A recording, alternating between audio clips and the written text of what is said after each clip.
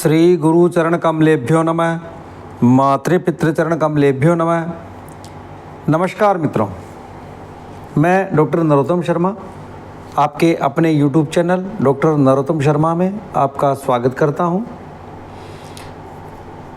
मित्रों, आज मैं फिर होम्योपैथी के साधकों के लिए, होम्योपैथी के चाहने वालों के लिए एक और दवा लेकर उपस्थित हुआ हूं और मेरी कोशिश है कि इसके ज़रिए मैं होम्योपैथी के सिद्धांतों और दवाओं को जनमानस तक पहुंचा सकूं, जिससे मानव कल्याण और आरोग्य का पुनीत कार्य हो सके। मित्रों, आज हम बात करेंगे मिनरल किंगडम की एक दवा जिसका नाम है कैलकेरिया सल्फ। ये शॉर्ट नेम है, कैलकेरिया सल्फ्यूरिकम इसको बोल सकते हैं, कैलकेरिया सल्फ्यूरिका भी बोल सकते हैं। और ये बेसिकली होता क्या है? Sulphate of lime, plaster of Paris, chemical form में सल्फेट्स ऑफ लाइम, चूने के सल्फेट्स। तो ये कैलकेरिया सल्फ्यूरिकम है, इसकी आज हम बात करेंगे। मित्रों, जनरली कैलकेरिया सल्फ का पेशेंट वार्म ब्लडेड होता है। क्या होता है? Warm blooded. वार्म ब्लडेड मतलब इसकी तकलीफ़ें गर्मी से बढ़ती हैं। गर्मी से क्या होता है? गर्मी से तकलीफ़ें इसकी बढ़ती हैं। गर्मी उससे बर्दाश्त नहीं होती। इसकी हाथ की हथेली और पैर के जो तलवे होते हैं उनमें जलन होती है। समझे मित्र? हथेली और तलवों में, फुट पाम, समझ गए? तलवों में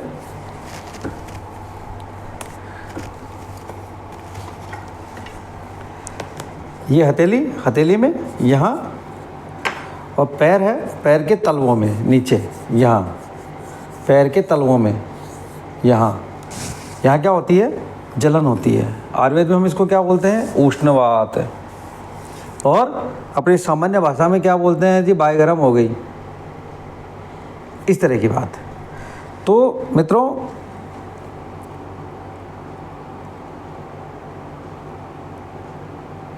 उसकी सारी तकलीफ़ें ठंड से कम हो जाती हैं, या वो फिर ठंडे पानी से नहाता है तो उसे अच्छा महसूस होता है। अगर हम इस दवा के माइंड सेक्शन में जाएं, अब माइंड सेक्शन की बात करें हम, तो हम देखेंगे कि कैलकेरिया सल्फ का पेशेंट बहुत ही नखरेबाज होता है। क्या होता है? नखरेबाज। अब मित्रों, एक कोई लड़की हो या कोई लड़का हो, ज़्यादा नखरा कब दिखाता है? जब वह लोगों को अट्रैक्ट करना चाहता है, जब लोगों को आकर्षित करना चाहता है, लोगों को आकर्षित करना चाहता है, तब वो नखरा दिखाता है। यह लोगों को अट्रैक्ट इसलिए करता है कि वो नेग्लेक्टेड फील करता है, अपने को अलग थलग फील करता है। वो चाहता है कि उसे एप्रिसिएशन मिले, उसे प्रशंसा मिले, लोग उसकी वाहवाही करें। ये मनोवृत्ति बहुत स्ट्रांगली कैलकेरिया सल्फ में होती है कि लोग मुझे एप्रिशिएट करें, मेरी प्रशंसा करें, लोग मेरी वाहवाही करें। ऐसी मनोवृत्ति कैलकेरिया सल्फ में स्ट्रांगली पाई जाती है। ये क्या होते हैं? जिद्दी स्वभाव के। कैसे होते हैं? जिद्दी स्वभाव के।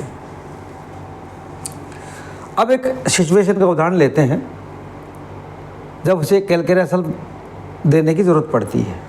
एक सिचुएशन का उदाहरण लेते हैं। वो सिचुएशन ऐसी होती है जैसे दो लड़के हों, दो लड़की हों, या दो औरतें हों। आप इन दोनों का कंपैरिजन करते हैं, किसी दो में ही आप कंपैरिजन करते हैं, तो आप चाहे कंपैरिजन करिए या ना करिए, लेकिन यदि उनको ये फील हो गया कि आप कंपैरिजन कर रहे हैं इन दोनों में और उसे नज़रअंदाज कर रहे हैं, यानी किसको पेशेंट सोचता है कि मुझे नज़रअंदाज कर रहे हैं और उससे दूसरे से मेरा कंपेयर कर रहे हैं, तो वो पेशेंट एक कैलकेरिया सल्फ की सिचुएशन में चला जाता है। मान लीजिए दो भाई हैं, एक बोना है और एक दूसरा लंबा है। बोना है और एक हाइट वाला है।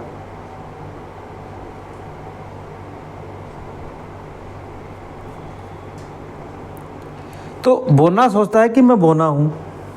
देखिए इन्फिनिटी कॉम्प्लेक्स आता है उसमें, मैं फिजिकली डिसएडवांटेज पे हूँ, इसलिए घर में मेरे ऊपर ज़्यादा ध्यान नहीं दिया जा रहा, बल्कि दूसरे भाई पर ज़्यादा ध्यान दिया जा रहा है, उसको ज़्यादा तवज्जो दे रहे हैं। ऐसी मेंटलिटी के लिए कैलकेरिया सेल्फ दी जाती है। जब लगता है कि नहीं उस भाई को तवज्जो मिलती है, तो मैंने बोना और हाइट का उदाहरण दिया है, कोई और भी उदाहरण हो सकता है।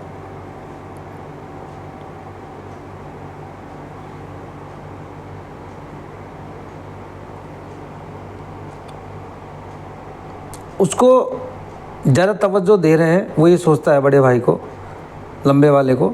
ऐसी मेंटलिटी के लिए कैलकेरिया सेल्फ दी जाती है। जब उसे फील होता है इस बात का, तब वह चुप नहीं बैठता, शिकायत करता है। वो कहता है कि सारा कंसंट्रेशन भाई पर है, मेरी तरफ ध्यान नहीं है। बार बार कहता है। उसे कंप्लेंट करने के बावजूद भी यदि उसे महसूस हुआ कि आपने उसकी कंप्लेंट पर ध्यान नहीं दिया या कोई एक्शन नहीं लिया, तो उसके मन में अपने ही भाई के लिए ईर्ष्या बन जाएगी। कई बार नहीं होता, कोई बच्चा कहता है पापा आप तो मेरी तरफ ध्यान देते हो, इसको बोलते हो, या बहन होती है तो बहन के आप पक्ष लेते हो, इस टाइप का सा नेचर।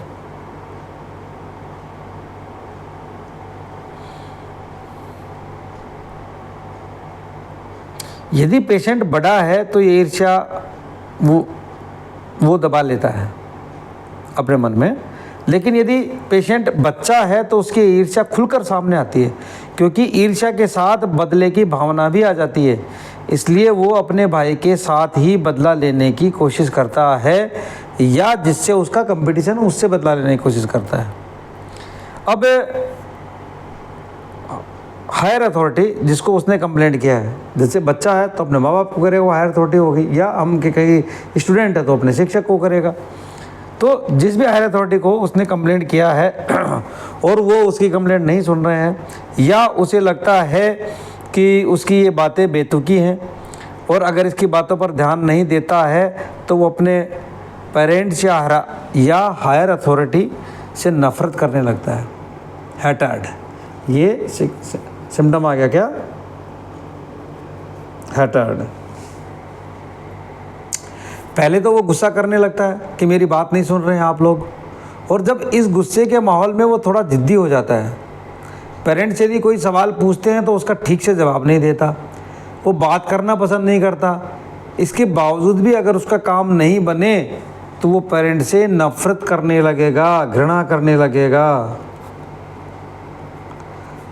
नफ़रत करने लगेगा वो कि मेरी तो कोई बात सुनता ही नहीं है, इसलिए नफ़रत करने लगेगा। वो क्या करने लगेगा? नफ़रत। क्यों? कि उसको लगता है कि मेरी कोई बात सुन नहीं रहा है, तो वो नफ़रत करने लगता है। तो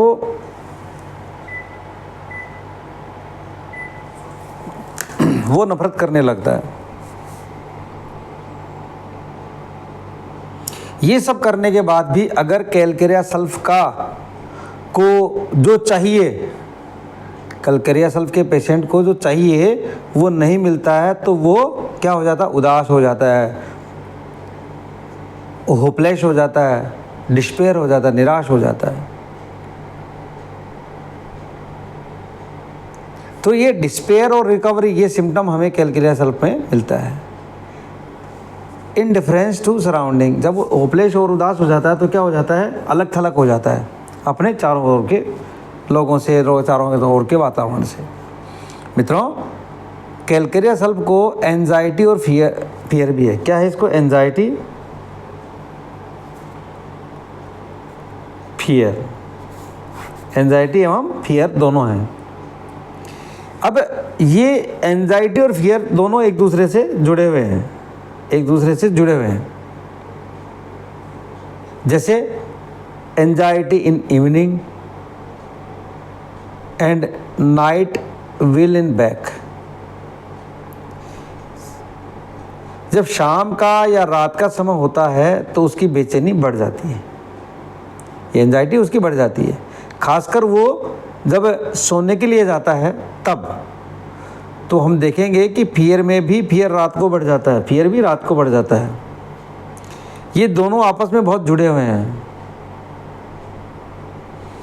anxiety for himself and others, उसकी बेचैनी कैसी है? खुद के लिए और दूसरों के लिए, दोनों के लिए उसकी एंजाइटी है। Anxiety for himself and others, ये उसकी बेचैनी है। बेचैनी उसकी किस प्रकार की है? खुद के लिए भी और दूसरों के लिए भी। अपने लिए और अपनों के लिए, पर अपने लिए और अपनों को लेकर किस तरह की बेचैनी होती है? बेचैनी तो है, लेकिन बेचैनी किस प्रकार की है? किस प्रकार की बेचैनी है? हाँ, अब हम उसको बात करेंगे, किस प्रकार की बेचैनी है। हेल्थ को लेकर, शरीर को लेकर, बीमारी को लेकर उसे ऐसा लगता है कि उसको, अपनों को, उसके जो अपने हैं उनको कहीं चोट ना पहुंचे या उसे स्वयं को चोट ना पहुंचे। Fear of being injured, fear of accident, fear of health, fear of disease, इस तरह की उसकी बेचैनी होती है, खुद के लिए भी और दूसरों के लिए भी। इसलिए देखिए कितना क्लोज है ये लक्षण। Anxiety for himself and others, खुद के लिए और दूसरों के लिए एंजाइटी।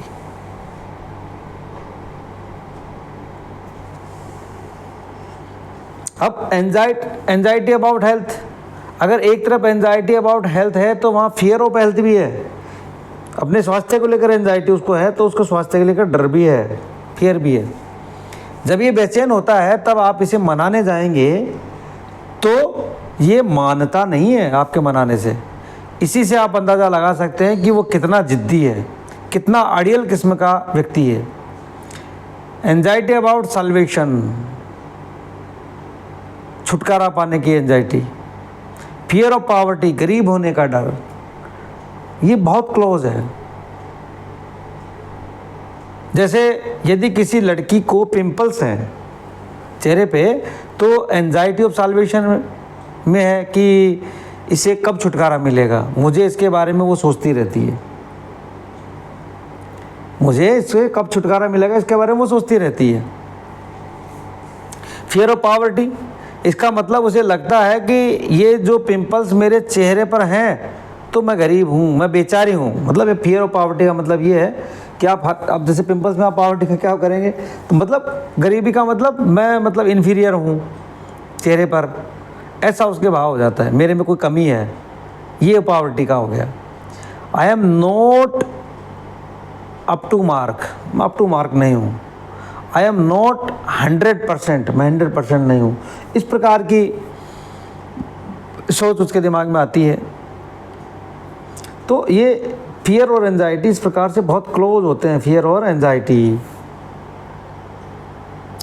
कैलकेरिया सेल्फ पेशेंट को लगातार उसके दिमाग में थॉट्स आते रहते हैं, परसिस्टेंट थॉट्स, लगातार विचार उसके आते रहते हैं। पर वो थॉट्स कैसे होते हैं उसके, वो जो थॉट्स होते हैं, विचार होते हैं, वो कैसे होते हैं, किस प्रकार के विचार आते हैं लगातार उसके दिमाग में? तो खुशी वाले थॉट्स नहीं होते, वो खुशी वाले थॉट्स नहीं होते, बल्कि मिसफॉर्चून, कुछ भी कोई दुर्विचार आते रहते, अमंगल के विचार आते रहते। किसके? अमंगल के विचार, मिसफॉर्चून।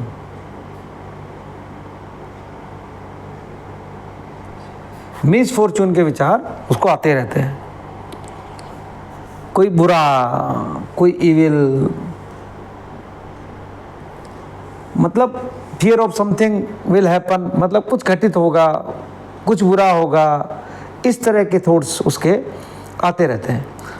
लेकिन ये थॉट्स जो होते हैं वो काल्पनिक होते हैं, हकीकत में नहीं होता उसके साथ, बस थॉट्स आते हैं, काल्पनिक थॉट्स, इमेजिनरी मिसफॉर्चून्स। जैसे किसी लड़की के चेहरे पर पिंपल्स हैं तो वो सोचती है कि लोग मुझे पसंद नहीं करेंगे, मुझे अप्रिशिएट नहीं करेंगे, मुझे नज़रअंदाज करेंगे, आई एम यूजलेस, इस तरह के विचार जो कि इमेजिनरी विचार ही हैं, ये इस तरह के विचार आते हैं जिनकी एक चेन बन जाती है इन विचारों के, विचार के पीछे विचार, विचार के पीछे विचार, विचार के पीछे विचार आते रहते हैं। मित्रों, कैलकेरिया सल्फ के ज़्यादातर लक्षण मैंने फीमेल जेंडर में देखे हैं। किस में देखे हैं? फीमेल में, फीमेल जेंडर में। ऐसा नहीं कह रहा कि भाई मेल्स में नहीं होते, लेकिन ये इस टाइप के लक्षण जो है ना ज़्यादातर फीमेल जेंडर में होते हैं। वो भी कौन सी फीमेल्स में? जो युवतियां हैं, युवा अवस्था में हैं, खासकर जिनमें ईर्ष्या और प्रतिस्पर्धा होती है। ऐसी स्त्रियां कौन सी युवा लड़कियां होती हैं जिन्हें प्रतिस्पर्धा और ईर्ष्या होती है। और ईर्ष्या और प्रतिस्पर्धा में भी क्या शामिल होता है? रिवेंज, बदले वाली ईर्ष्या और प्रतिस्पर्धा, स्वस्थ प्रतिस्पर्धा नहीं है। तो मित्रों, इस प्रकार से मैंने आपको मेरी समझ के हिसाब से कैलकेरिया सल्फ को एक्सप्लेन करने का, डिस्क्राइब करने का प्रयास किया है। अगर आपका कोई सुझाव है तो कमेंट बॉक्स में ज़रूर लिखें, और मेरे द्वारा दी गई हुई जानकारी यदि आपको ये वीडियोज़ अच्छे लगे हैं तो वीडियोज़ को लाइक शेयर करें और चैनल को सब्सक्राइब करें, और प्रत्येक कैटेगरी में सारे वीडियोज़ देखने हैं तो बेल आइकन दबाकर ऑल पर क्लिक करें। कृपया प्लेलिस्ट में जाकर अलग अलग विषयों पर संपूर्ण वीडियो देखें। हाँ, एक और महत्वपूर्ण बात, समाज के हित में इसे अपने मित्रों, रिश्तेदारों को भी फॉरवर्ड करें ताकि वो भी होम्योपैथी की एक अलौकिक दुनिया से परिचित हो सके। नमस्कार, जय हिंद, वंदे मातरम, जय भारत।